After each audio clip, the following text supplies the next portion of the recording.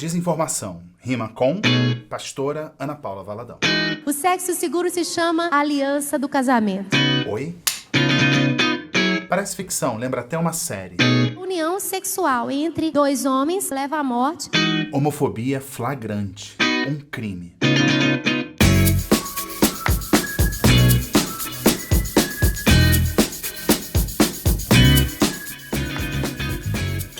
Oi gente, tudo bem? Colono Garrone de volta, bem-vindo, bem-vinda. Olha, eu não ia falar desse assunto, apesar de ter me incomodado bastante, mas eu recebi uma mensagem no meu perfil lá no Instagram que me fez mudar de ideia. Foi a mensagem da Isabel Cristina. Por favor, fale na sua coluna sobre esse absurdo. Eu, como mulher trans, fiquei imensamente ofendida. Essa gente é doente mental. Na verdade, não é doença mental, não. É falta de caráter mesmo. Então essa é a minha ideia hoje, trazer alguns argumentos. Eu vou mostrar também como uma ficção, uma série, pode nos ajudar a pensar e detectar pequenos sinais de alerta de que as coisas não estão indo bem. E vou ter mais uma vez a presença da minha querida Flávia Vieira, que é roteirista, que vai me ajudar a pensar. Vamos começar? Ana Paula Valadão, pastora, cantora. 2.800.000 seguidores só no Instagram. Muitos fãs de suas músicas e muitas ovelhas no seu rebanho. Bem, tudo começou com a declaração da cantora pastora. Vocês devem ter ouvido. Quem que cobriu os custos dessa primeira viagem? O pastor Donald Stoll morava nos Estados Unidos, eu liguei para ele e o seu companheiro, cada um deu $500 na época. Companheiro de ministério dele lá? Porque hoje em dia a gente tem que explicar o que é companheiro, né? O negócio tá tão difícil. E essa fala viralizou. Você viu, o cara estava contando uma história sobre uma doação de dinheiro e essa pessoa, que parece não ter saído da fase anal, já pensou que companheiro poderia soar como parceiro sexual, namorado, sei lá. Mas aí ela resolve abrir um parênteses. Gente, isso não é normal. Deus criou o homem e a mulher. Isso não é normal. E é assim que nós cremos. Esse é o padrão de Deus. Isso é um ponto importante. Para a crença desse povo do ódio em nome de Jesus fazer sentido na cabeça deles, qualquer variação de orientação sexual é escolha. Eu já ouvi, por exemplo, um desses pseudo-representantes de Deus falando: me mostra o gene gay. Se não tem gene gay, não é genético. Quem entende zero de ciência pode até cair nessa, mas a ciência ainda também não descobriu o gene para quem gosta de brócolis, não encontraram gene para quem gosta de tomar café com adoçante, e também não encontraram o gene, por exemplo, de quem gosta de Romero Brito. Esse é um gene bastante peculiar. E o suposto padrão de Deus, para quem acredita, é bem elástico no mundo animal. Não dá para chamar um animal de gay ou hétero, porque isso é uma invenção humana, mas dá para listar aqui, por exemplo, 10 animais que esfregam na cara da Ana Paula Valadão o quão natural é o sexo entre seres do mesmo gênero. Girafas, por exemplo. A esfregadinha no pescoço é flerte. E rola aquela copuladinha, seja homem com homem, mulher com mulher, tranquilo. Entre os bisões, dá para fazer uma comparação com o gay de prisão. Como as fêmeas só deixam ele cruzar uma vez por ano, aí você sabe, né? O bisão macho olha pro lado, tem um amiguinho, tranquilo, sem problema.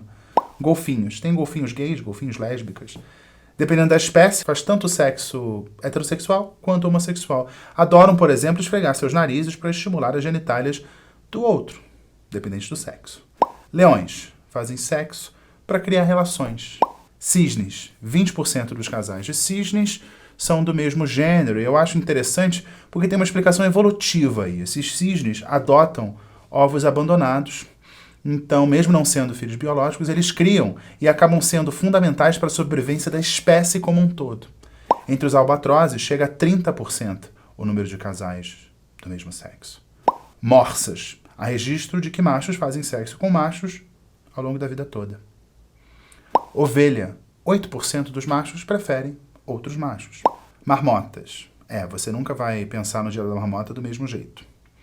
Entre os insetos, eu vou citar as libélulas, mas é muito comum em geral. E eu fui ler um estudo da Universidade de Tel Aviv, por exemplo, e os pesquisadores concluíram que eles fazem sexo gay mesmo sem querer. Não tem relações profundas como as aves e os mamíferos, então eles não podem perder uma oportunidade. E se um macho estiver cruzado com uma fêmea e ficou ali com o cheiro da fêmea, pode ser facilmente confundido com a fêmea e vai lá, não tem problema. É tipo ninguém é de ninguém, mas sem julgamento. E eu deixei por último os bonobos. Curiosamente, os animais mais parecidos com os homens. Se a gente está falando de natural, a gente tem que dizer que 98,7% do DNA dos bonobos é igual a dos humanos. E como é que são os bonobos? Aí é uma confusão. Eles transam muito com o mesmo sexo, com o sexo oposto, como se não houvesse amanhã. E eles transam para procriar, sim, mas para criar relações, para ascender socialmente, para desestressar, para evitar briga. Isso tudo é verdade. Eu estava lendo uma reportagem, por exemplo, na BBC britânica sobre a vida sexual dos bonobos. A quarentena faz isso com a gente, né? Estou lendo uma matéria sobre isso. Uma situação comum, por exemplo. Um grupo de bonobos chega a uma árvore e rola aquela tensão. Quem vai ficar com o melhor galho? O que eles fazem? Transam muito, um com o outro com um, com outra, com outrix. Passada essa surubinha dos primatas, então estão todos relaxados e conseguem se alimentar sem brigar. E não precisa nem dizer que as fêmeas fazem sexo quando não estão no período reprodutivo, ou seja, sexo por diversão e prazer, sem essas fronteiras de gênero. E esse é o animal mais próximo do ser humano, mas é claro que o ser humano é muito diferente disso em sua natureza. Qualquer outra opção sexual é uma escolha do livre-arbítrio do ser humano. Vou sugerir um filme, Bent, em que um personagem, numa Alemanha nazista, tem a opção de ser hétero e livre ou gay e ir para o campo de concentração. É claro que ele escolhe o campo de concentração, claro, é mais animado, mais divertido. Não precisa pensar na roupa que você vai usar, não precisa pagar aluguel, emagrece, não falta trabalho, que, aliás, liberta. Para Ana Paula, alguém prefere escolher ser gay e ir para o campo de concentração. A fala da Ana Paula só piora. E a Bíblia chama qualquer escolha contrária ao que Deus determinou como o ideal, como Ele nos criou para ser, chama de pecado. E o pecado tem uma consequência, que é a morte. A morte. Aí a AIDS, para mostrar que a união sexual entre dois homens causa uma enfermidade que leva à morte, contamina as mulheres. O sexo seguro se chama aliança do casamento. Glória ao Senhor. Concordo. É assim? Olha, antes de ser criminoso, é falso. A transmissão de um vírus, qualquer vírus, não tem a ver com orientação sexual. Um dado importante, entre 2007 e 2019, segundo dados do Ministério da Saúde, portanto oficiais, os heterossexuais foram responsáveis por 58% dos casos de infecção por HIV. Essa fake news da Ana Paula gera ainda um comportamento imprudente. Como influenciadora que ela diz com todas as letras que a heterossexualidade e o estado civil de uma pessoa dão uma certa proteção contra uma doença, já que só o gay transmite. Ou seja, desinformação sobre doença, estimulando um comportamento de risco. E mais, quando ela fala que a morte é a punição para o pecado, é ou não é um estímulo à violência contra os LGBTQI+. E agora o crime claro, evidente, registrado em áudio e vídeo, e eu já apurei o crime pelo qual ela vai responder na justiça. LGBTfobia. É, Ana Paula, é crime. Faz pouco tempo, é verdade, mas é crime. O STF decidiu por unanimidade. Discriminação por orientação sexual e identidade de gênero equivale a racismo. Portanto, inafiançável e imprescritível. Atribuir algo, para usar a língua que ela entende, diabólico, a um grupo é crime. Tem algo que talvez as pessoas não se deem conta. O Brasil tem um dos melhores programas de HIV/AIDS do mundo. Hoje é possível ter acesso via SUS a medicamentos antirretrovirais gratuitos. E com a medicação as pessoas podem ter uma vida normal. Se tratado, o HIV jamais vira AIDS e o portador não transmite o vírus. Cara Ana Paula, posso garantir, os gays também são os mais bem informados sobre a medicação de profilaxia anti-HIV, um remédio que você pode tomar diariamente e te deixa protegido, remédio para gays héteros, com ou sem aliança de casamento. Não é vacina, porque é um remédio diário, tipo anticoncepcional ou finasterida. E vale lembrar, está disponível no SUS e também nas farmácias. Eu acho que se não fosse transmitido sexualmente, o remédio ia ser distribuído no semáforo ou ia vir na água encanada igual o flúor. Mas por conta de certas pessoas, o preconceito impera. A desinformação é perigosa. Foi com uma abordagem técnica, não religiosa ou preconceituosa que o Ministério da Saúde, ainda no século XX, conseguiu evitar uma epidemia no Brasil. Locais onde a doença correu solto, o impacto foi devastador, como no sul da África. Em alguns países, mais de 20% dos adultos são soropositivos. A maioria heterossexuais. A mais recente barreira do preconceito LGBTfóbico foi derrubada pelo Estado em maio de 2020. O STF acabou com uma regra que impedia a doação de sangue por homens que haviam feito sexo com homens nos últimos 12 meses antes da coleta de sangue. O argumento do advogado da causa eu separei aqui. Percebemos que a norma se baseava em premissa discriminatória e preconceituosa de que os homossexuais são grupo de risco.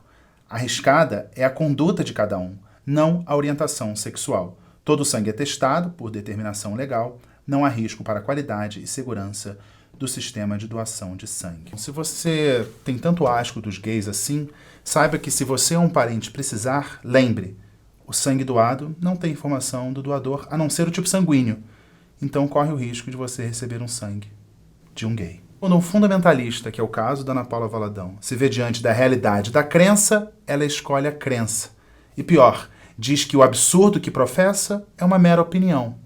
Pode até ser uma opinião mentirosa e criminosa. Outra coisa que eu não entendo desses fundamentalistas é a seletividade na hora de ler a Bíblia. Por exemplo, eles vão condenar o sexo gay, está lá em Levítico, no Velho Testamento, mas ignoram categoricamente outras proibições que estão no mesmo Levítico.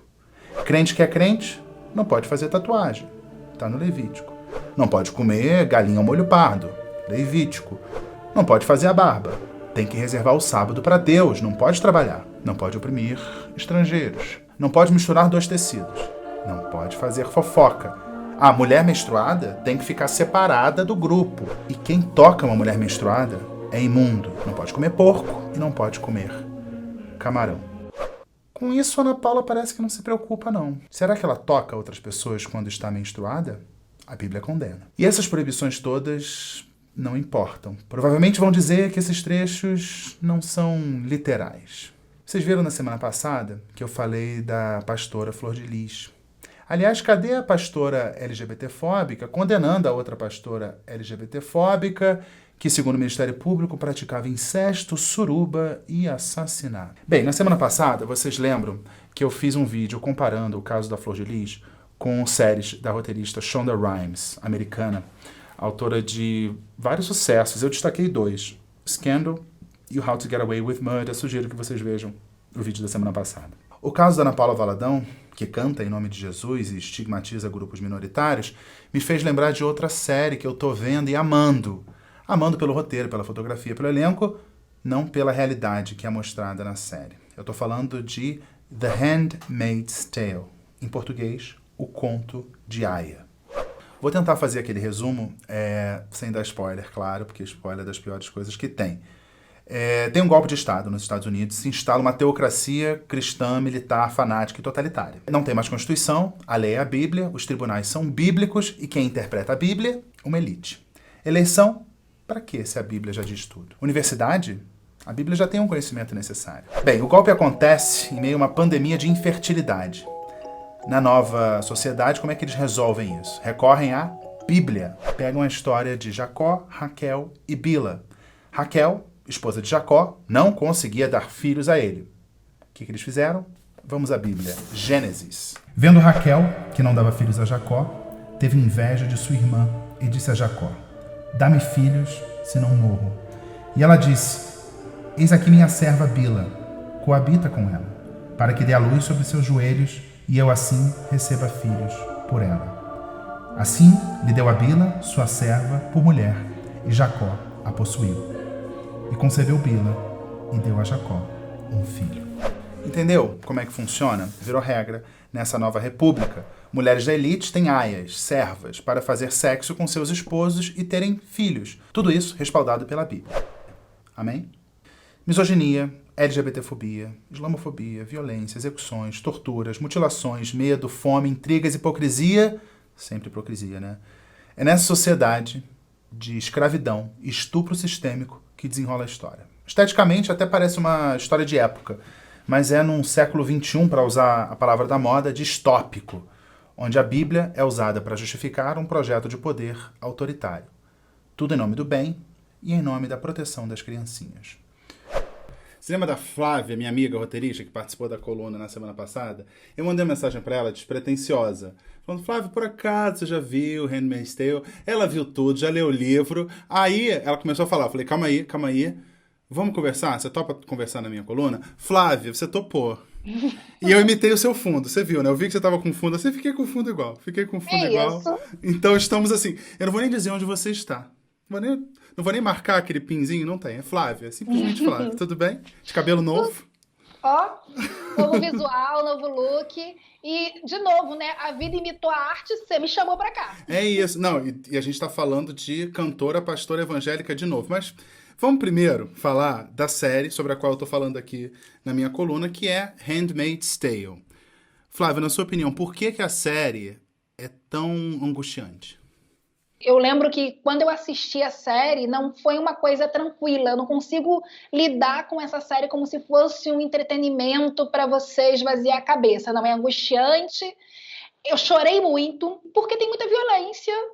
E me incomoda muito o fato da fé das pessoas ser usada para justificar o injustificável. Aquilo que chamam a palavra de Deus, né, a Bíblia, que fala amai o próximo como a ti mesmo, e é feito exatamente o oposto, né? E tem também a questão de ver mulheres sendo torturadas, né? Que eu, enquanto mulher, não consigo... Aliás, eu tenho certeza que você também, quando assistiu, não se sentiu bem, né? Eu ia falar exatamente isso. Qualquer ser humano... As cenas de tortura, pra mim, foram as piores. E são muitas, né? Mas assim, a série é boa.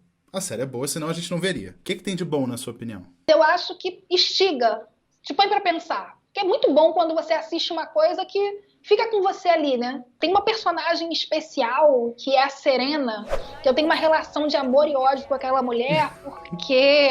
Ela é vítima e algoz ao mesmo tempo, né? Isso, ela tem uma alternância entre a cegueira e a lucidez. Ela é mentora intelectual daquela sociedade. É uma mulher extremamente inteligente, bonita, que conseguiu pensar em toda aquela sociedade, e ela se permite ser colocada num papel coadjuvante, segundo plano, de subalternidade, para garantir que aquilo exista.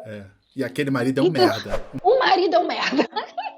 O marido é aquele tipo de homem assim que não acrescenta nada. Aquela mulher não precisa daquele marido. E entra numa coisa da nossa sociedade que a mulher, para se legitimar, ela precisa ter um marido.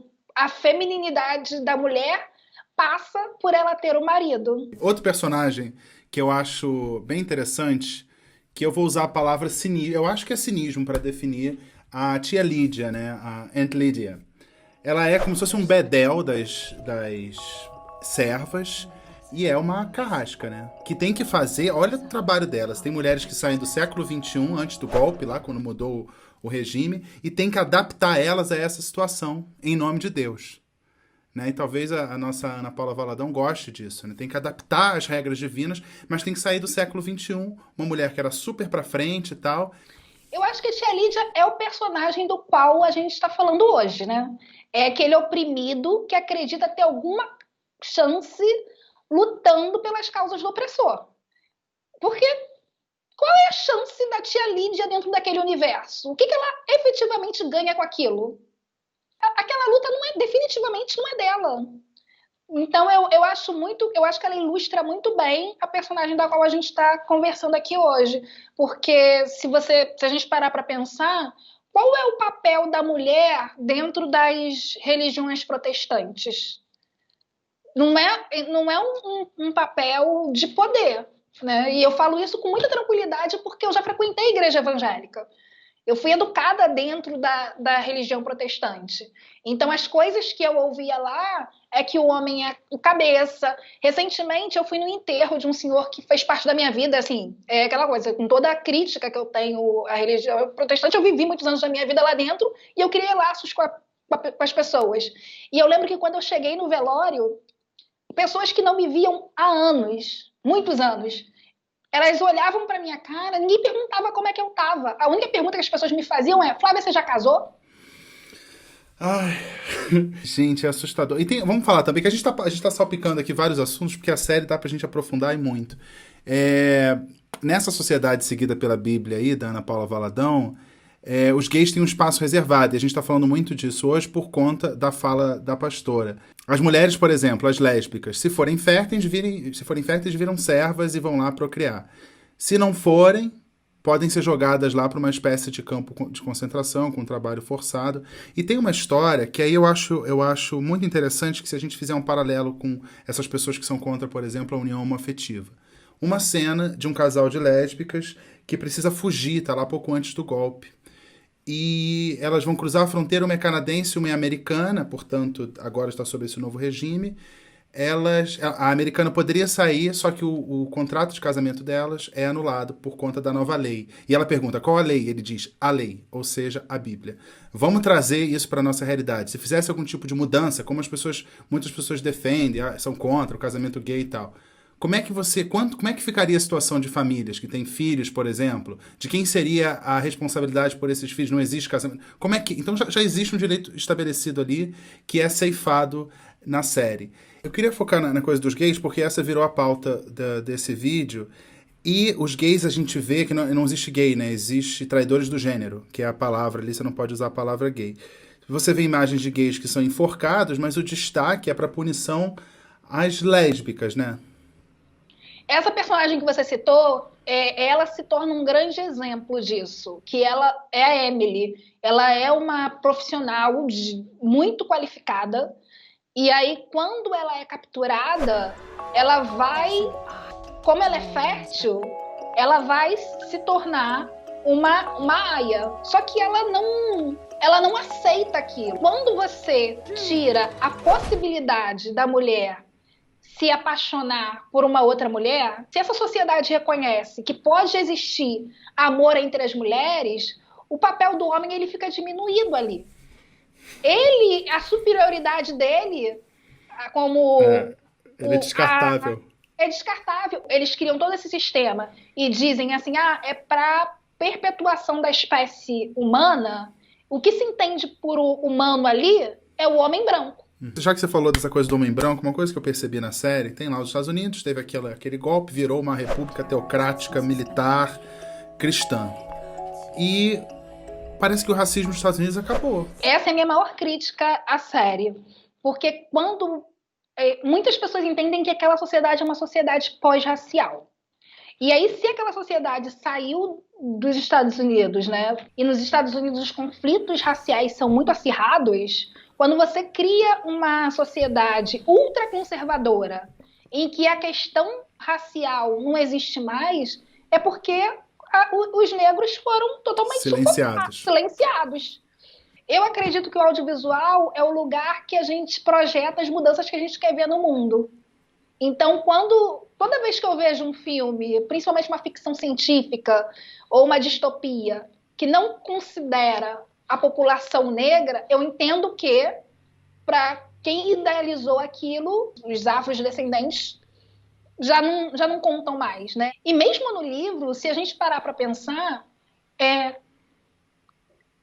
a questão das mulheres serem estupradas unicamente para fins reprodutivos surge quando na sociedade? Isso já existiu no período da escravidão. E aí só se torna um problema quando as mulheres estupradas são as mulheres brancas. Se a gente não conseguir um feminismo que vá pensar na libertação de todas as mulheres em suas especificidades, né, as mulheres têm questões específicas. Quando a gente pensa aqui no Brasil, por exemplo, na década de 60, quando a gente fala assim, o feminismo no Brasil, as mulheres estavam lutando para ir para o mercado de trabalho. Cara pálida, que mulheres, né? Se as mulheres negras já chegaram aqui para trabalhar, né? Gente, é muito boa. É muito boa essa sua abordagem. Eu não tinha pensado nisso, sinceramente. A gente fala das opressões, várias opressões. Todo mundo ali é oprimido. Todo mundo é oprimido. E você não tem nenhum discurso de um negro oprimido por ser negro. Tinha que ter. Assim, o ideal, né, tinha que ter, eu acho que é muito prepotente meu falar, né? Eu acho que também, assim, é uma obra que foi pensada por um grupo de pessoas. Eu tô falando que eu discordo e outras pessoas vão concordar e estamos aqui para isso no mundo de pluralidade de opiniões e é assim que a gente caminha. Avançar eu já duvido, porque Foi esse tempo que a gente achava que a humanidade estava avançando para algum lugar. Se tivesse avançando, esse não seria o tema da minha coluna dessa semana, Flávia. Não seria o tema, não seria o tema. Tem duas coisas que eu queria destacar, assim, que eu achei muito interessante, que é uma sociedade muito religiosa, né, onde os líderes religiosos não têm importância. Parece que a igreja foi substituída. Parece que, de certa forma, a igreja era um projeto provisório de um projeto de poder maior. Quando a religião chega ao poder, a igreja deixa de existir, porque no final é tudo religião. Você percebeu isso também? Sim, é uma coisa assim, não precisa de igreja, só precisa de um órgão de opressão, né? Muito guarda na rua, um lugar onde as pessoas que erram, você vai lá para o campo de concentração radioativo, ou você vai para o prostíbulo, mas também não tem teatro, não tem cinema, não tem livro, não tem mulher não pode ler, né? Mulher não pode ler, a mulher não pode escrever. Escrever, não pode ter um lápis. Você falou aí de prostíbulo, eu acho melhor não avançar nessa história, porque vai rolar spoiler. Então, só para dizer que nessa sociedade rola uma hipocrisia tal que tem até prostíbulo, claro, né? A elite precisa se divertir. Mas eu vou encaminhando para o final, e aí eu queria pensar com você uns pequenos alertas que existem antes do golpe, que eu acho importante. Pequenas falas, atitudes e tal.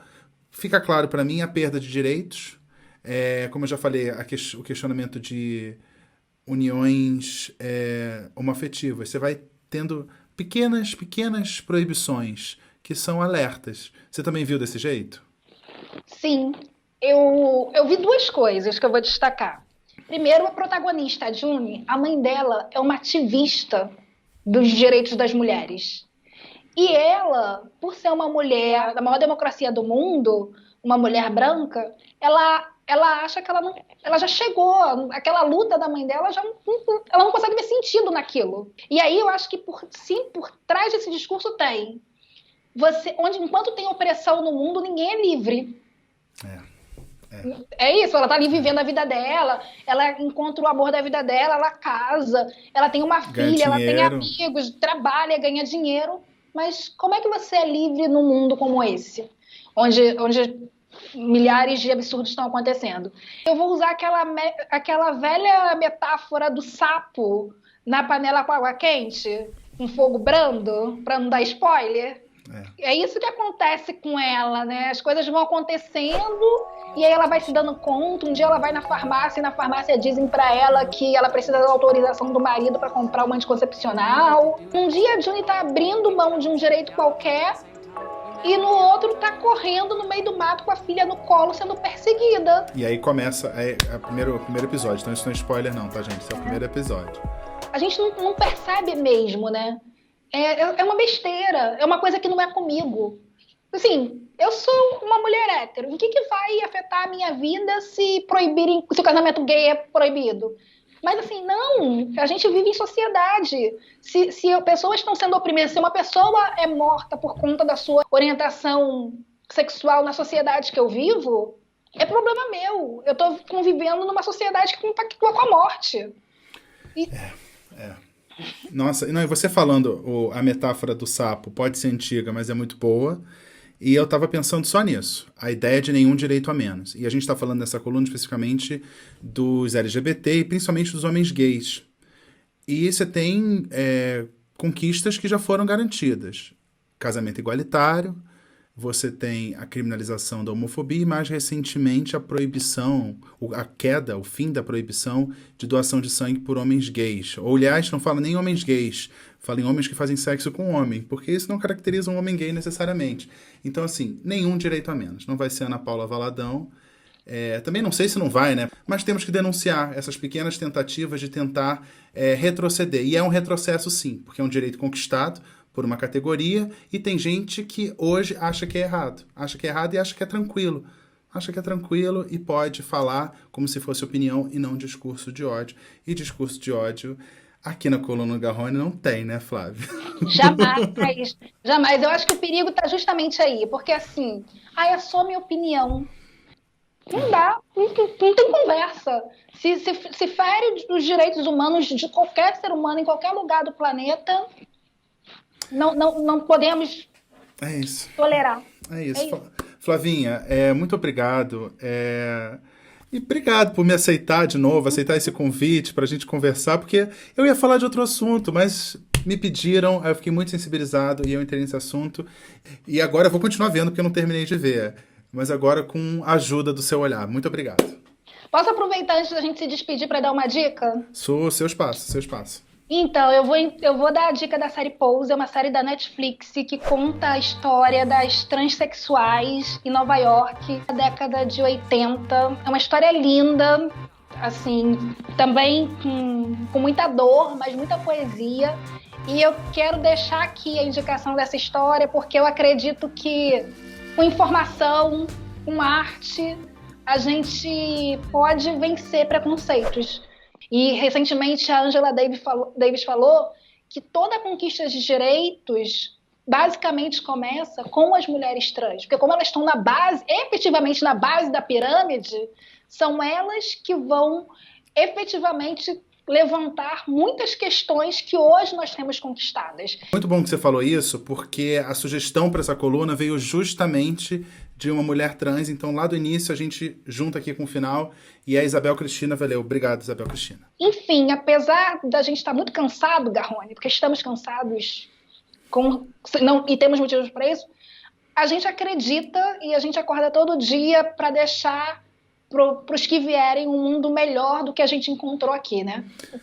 Amém, amém. E lutando contra aqueles que estão tentando puxar o freio ou dar marcha ré na história. Não vai rolar, não vai rolar. Obrigado, Não sem Flávia. luta. Não sem luta. Ai, meu Deus. É isso. Um beijinho, Querido. Flávia. Muito obrigado.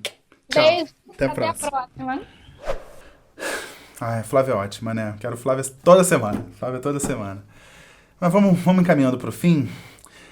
Ainda bem que no Brasil, ao contrário da série, a lei maior é a Constituição. Pelo menos ainda, né? Com cláusulas pétreas e outras ali passíveis de emendas. O texto, para ser mudado, tem que passar pelo Congresso, eleito pelo povo. E tudo supervisionado pelos ministros do Supremo, indicados pelo presidente e aprovados pelo Senado. É um sistema perfeito? Não, não é. Mas foi o jeito que a nossa sociedade encontrou para se regular, a exemplo de democracias mais desenvolvidas, mais maduras. No Brasil de hoje, até onde eu vi, antes de começar a gravar esse vídeo, nós não vivemos com base num livro escrito na Idade do Bronze e editado por homens, com passagens misóginas, homofóbicas, incestuosas, violentas e escravocratas, que alguns veem como verdade. Não é verdade absoluta, nem no Brasil. Muito menos no mundo. O cristianismo, em todas as suas subdivisões, é seguido por menos de 1/3 da humanidade. E mesmo assim, como é que os cristãos se contradizem entre si? Tenta botar para conversar, por exemplo, um frade franciscano com um pastor adepto da teologia da prosperidade. Mulher pode pregar? Varia de igreja para igreja. Pode divórcio? Depende. Líder religioso pode casar? Também depende. Pode beber? Depende. Pode ter mais de uma esposa? Tem igreja que permite. Até mesmo dentro do próprio cristianismo está longe de ter consenso. Mas a Ana Paula Valadão, claro, sabe exatamente o que Deus pensa e fala em nome dele. Eu não entendo, é uma baita hipocrisia. O cristão que se diz humilde, humílimo, um servo, um pó, um nada, uma poeira diante da imensidade do Senhor, mas, mesmo diante de sua insignificância, frente ao Altíssimo, sabe exatamente quais são as prioridades divinas. Combater a fome, o genocídio, a tortura, não. No universo de tantos planetas, galáxias e buracos negros, ele está mesmo preocupado com certos buracos de uma das milhões de espécies, entre vivas e extintas, que já passaram por um desses milhões de planetas que ele supostamente criou. Essa é a preocupação do Criador. Não, Ana Paula, não é natural. Essa é a sua opinião. Essa é a opinião da sua seita. Seita aqui no sentido weberiano da palavra. Pode pesquisar. É a interpretação que você deu para o seu livro. Então, sugiro ler outros livros. Olha, aqui no Brasil, se você acha normal o seu ódio, o seu preconceito contra qualquer uma das letrinhas do LGBTQI, sugiro guardar para você, se você pensa como Ana Paula, porque ela já vai ter que responder processo. Seguindo o entendimento do STF, o que ela fez merece ser tratado como racismo. Ninguém pode vomitar racismo em público. Então, LGBTfóbico, você deve ser tratado como racista. E eu acho que a lei não basta. Tem que ser punido pelos pares. Tem que perder amigo, tem que perder trabalho, contrato, seguidores, que tal? E eu te garanto que você vai ficar bem mais leve quando você tirar um preconceituoso da sua frente, da sua vida. Ai, amigos, Nossa, se não fosse a Flávia, ia ser muito baixo astral, né? Mas a Flávia tem uma luz que dá uma melhorada na conversa. Eu vou ler poucas mensagens hoje porque o vídeo tá longo, porque a conversa com a Flávia eu não consigo cortar, porque é sempre muito boa a conversa com a Flávia. Joane Carve. Deve ser uma abreviação ali do sobrenome. Garrone, te conheci pelo My News, estava triste porque nunca saiu mais vídeo lá. Morri de felicidades agora porque o YouTube indicou o teu canal. Chocada por quê? Tu é sucesso, parabéns. Obrigado, Joane. Eu saí do My News já tem mais de 2 meses, eu acho. Não sei, não parei pra contar. Porque eu tô fazendo tanta coisa que parece que faz muito tempo. Que bom, o algoritmo tá lá torcendo por mim de alguma forma. Joane, ajude o algoritmo, você pode espalhe a palavra para os seus amigos, inimigos, amigos, amantes, qualquer pessoa. E aqui vocês sabem, já entenderam qual é a minha, né? Defesa de direitos humanos, contra o discurso de ódio, contra preconceito. Se você gosta desse tipo de mensagem, siga a Coluna do Garrone, que tem esse vídeo às quartas-feiras. O vídeo de sábado eu não tô conseguindo fazer, gente, que é ouvir no Zap. Eu vou fazendo, assim, quando der, mas tá muito difícil. E tem o 4 quartos, que são... Tem uns amigos meus que participam do programa, desse mesma vibe, sabe? Direitos humanos, sem discurso de ódio. Sabe esse povo chato? Então, esse povo chato, você quer esse povo chato que defende, respeita a Constituição, essa coisa chata. Segue o canal, porque é isso que você vai ter aqui. Muito obrigado, Joane. Mais uma mensagem? Só uma última mensagem aqui. Reinaldo Campos. Garrone tem sorte e competência para conhecer essas pessoas e colaboradores deliciosos. Aí eu não sei se o Reinaldo tá falando da Flávia, que participou dessa coluna e da anterior, ou dos meus amigos lá do 4 quartos, mas eu acho que a mensagem vale para todo mundo. Muito obrigado pelas mensagens, pelo carinho. Tá faltando, então, a participação da minha mãe e do Francisco. Vocês lembram que semana passada minha mãe não participou porque tava de mudança. Ela mandou um áudio lá, sofrido, cansada, morta. Gente, esperei até o último minuto pra minha mãe mandar o vídeo e não mandou. Tá aqui, vocês podem ver, tá aqui o buraquinho na timeline da edição pra entrar o vídeo da minha mãe, mas ela não mandou. Vai ficar pra semana que vem. O Coluna do Garrone fica por aqui. Eu espero você na semana que vem. Espero que eu fale de um assunto mais animado. Mas às vezes tem que fazer essa coluna com um choque de civilidade, né? Porque parece que a gente tá seguindo ali pra Handmaid's Tale. Espero que não, e cabe a nós não deixar que isso aconteça. Muito obrigado, eu espero você a qualquer momento, seja aqui na minha coluna, ou seja no vídeo do 4 quartos. Vocês não vão ver, mas tem aqui, tô preparando aqui um cenário para minha estreia naquele outro canal no YouTube que eu falei que vai ter estreia do Garrone, um canal com algumas centenas de milhares de inscritos. Eu tô fazendo uns testes, por isso eu não tô conseguindo me dedicar tanto ao meu próprio canal. É isso. E tem outras coisas para fazer, porque eu tenho que pagar os boletos e Coluna do Garrone não paga boleto. Traz felicidade, tem um carinho assim imenso de vocês, mas boleto não paga. Acho que eu já falei demais, já deve ter um vídeo de 3h30. Um beijo, Coluninha do Francisco, tá chegando aí. E até a próxima. Tchau.